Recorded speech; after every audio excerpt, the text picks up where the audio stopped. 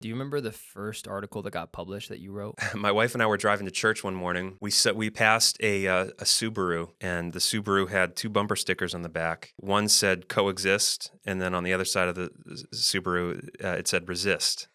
And I was like, "That's kind of funny, you know." Yeah, Like, yeah. there's something there. There's a joke there, and that's what Mhm. comedians do. They're always looking Yes. around the world. They're looking for idiosyncrasies and inconsistencies and hypocrisy. And so I came up with this joke that you can go coexist or resist depending on who the president is in office. That's hilarious. And so that was my first published headline. It was all started rolling from there. Did you always like growing up, were you the class clown? Were you always the funny guy? Was this something that you saw your life going into? Like, I'm going to write satire articles based No, off of reality. no. I was shy. I'm not funny. I'm kind of a recluse. I never made people laugh. um, but I'm very thoughtful. I'm always in my head. Mm. I'm always thinking of clever things. I could never be a stand-up comedian. If I were to get up on stage, I would bomb, I'm sure. Um, and I never thought of myself as a writer. If you had told me in high school that I was going to write for a living, I would have been like, that sounds like hell. I Yeah. could never do that. Um, and so I think it really did. It took me a while to figure out where I was gifted.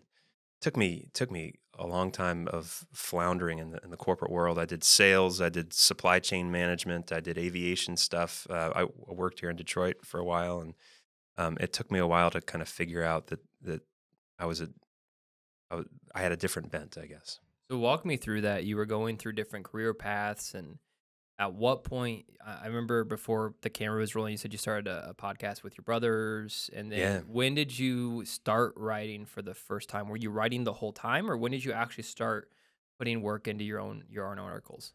yeah. So I started out of high school or out of college. I was in aviation. I was working air freight and load master stuff at the airport in Toledo. I got into the logistics industry here in Detroit. Did supply chain management and sales, um, and I always felt like I was treading water. Like I was working so hard just to be baseline marginally good at my job. When other people very much thrived. I worked incredibly hard just to be average because I wasn't good at what I was doing. Yeah, Um, and you didn't love it. and I didn't love it. I would come home with slumped shoulders and discouraged all the time. And my wife, God bless my wife. At one point, she said, "You're miserable, and you need to figure out your life." And she said, "I'll I'll pull some extra shifts at the hospital, and you take some extra time away from work to start doing stuff you like." And so that's what I did. Another thing that a piece of advice I got, from someone, I heard this on a podcast actually. Um, a guy who's a Hollywood producer, you know, people kept asking him, "How do you break into the industry? How do you make it in this world?"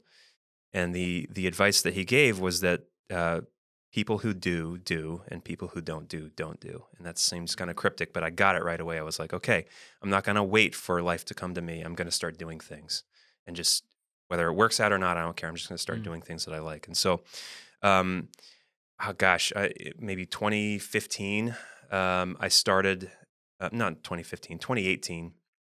I started. A podcast. I started a blog. I started writing op-eds for different newspapers, just getting a lot of these thoughts out there. Because, like I said, I'm always in my head.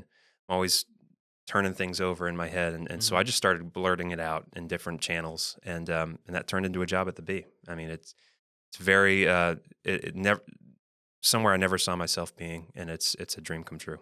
What was your first interaction with the bee? Do you remember the first article you read? Do you remember or like the first time? I mean, why the bee? Out of everything that you could have written for, Yeah, why the bee? yeah.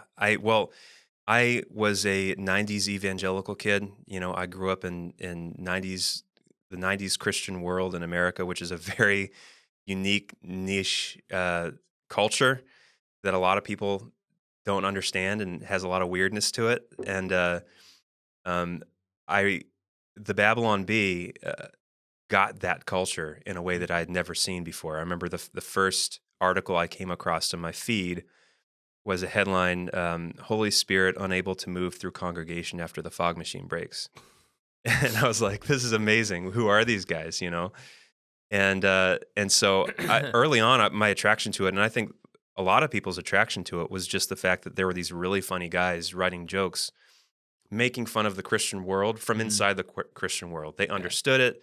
They didn't despise it. They didn't hate it. A lot of comedy that you see today that touches on Christianity or religion does so from a standpoint of derision and hostility. And this wasn't like that. There was love there and affection. And so I think me, like a lot of people, really glommed onto it. And I, fantasized about writing for these guys. I was like, this would be amazing. Like, this would be the dream job, And the Bee started a program where if you subscribe for $10 a month, you can submit 4 headlines per day on a little forum. And so I just started doing that. I disciplined myself. I had my notepad out. I would write 10 to 15 headlines a day.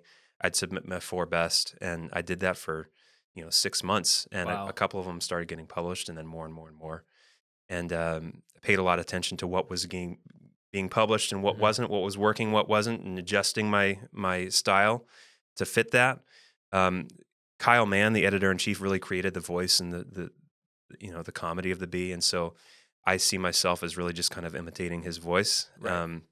In a lot of ways. I bring my own voice to it a little bit, but I try to preserve what he built as much as I can. And that just snowballed over the year of me kind of doing my own thing and submitting on occasion to the Bee. Kyle started asking me to do more and more until eventually he's like, you're kind of working for us full time, so we should start paying you. So that's how it happened. What was that like, getting that email or phone call? Like, what was your first reaction? Was it believable? Did you tell your wife? Like, what was the first thing? What were you feeling in that moment? Because the dream come true opportunity actually happened. Yeah. It felt like finally, it felt like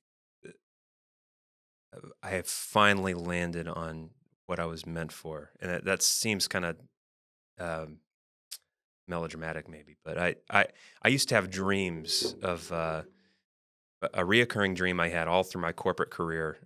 I would have this dream all the time, is that I was walking down a hallway and there was a big bright light around the corner of the hallway, and there was something waiting for me there, and I had like cement shoes, or my feet were stuck in the floor and I just couldn't get there. I couldn't quite get there, but there was always something there around the corner. I kept having this dream over and over again. And when I got that email, that call from Kyle, I was like, this is it. This is the light that has been around the corner the whole time. Man, that's awesome. Yeah. That's awesome. No, that's sweet. I think not enough do people find what they're passionate about. No. And, we do talk a lot on the podcast about it's a blessing to find something you're passionate about, but it's not the end goal. I mean, like, there are so many people that work in a factory, but they're supplying for their family, and they're just they're doing what God's called them to do, and that's great. Yeah. But then there are the select few that do find what they're passionate about and can make money on top of that. Yeah. I mean, that's just a really cool place for you to be in. The lucky few. Yeah. And, I consider myself very, very blessed. And really, it feels good to be competent in something. I encourage people, to don't necessarily just follow your passions, follow what you're good at, and any man can be passionate about something he's really good at, and sometimes it takes a little bit of trial and error to figure out what that is, but find out what you're good at, find out where your gifting is, and follow that hard. Do you remember the first article that got published that you wrote? Or one of them? Yeah. Remember the headline? Yeah, actually, it was, so my wife and I were driving to church one morning, and we passed a Subaru on the main road there to church, and the Subaru had 2 bumper stickers on the back. One said coexist, and then on the other side of the Subaru, it said resist. And I was like, that's kind of funny, Yeah, like yeah. there's something there. There's a joke there. And that's what comedians do. They're always looking Yes. around the world. They're looking for idiosyncrasies and inconsistencies and hypocrisy. And so I came up with this joke that I forget what the exact wording was, but it was like a brand new bumper sticker that's reversible. So you can go coexist or resist depending on who the president is in office. That's hilarious. And so that was my first published headline.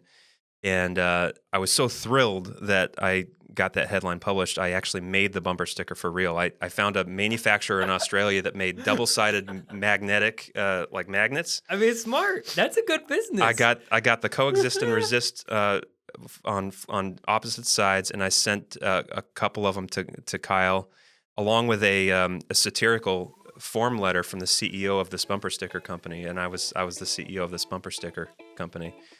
Thanking the Bee for publicizing our new product and stuff like that. And so that was kind of my first. Yeah. And so, it was just, it was all started rolling from there. That's amazing. Yeah.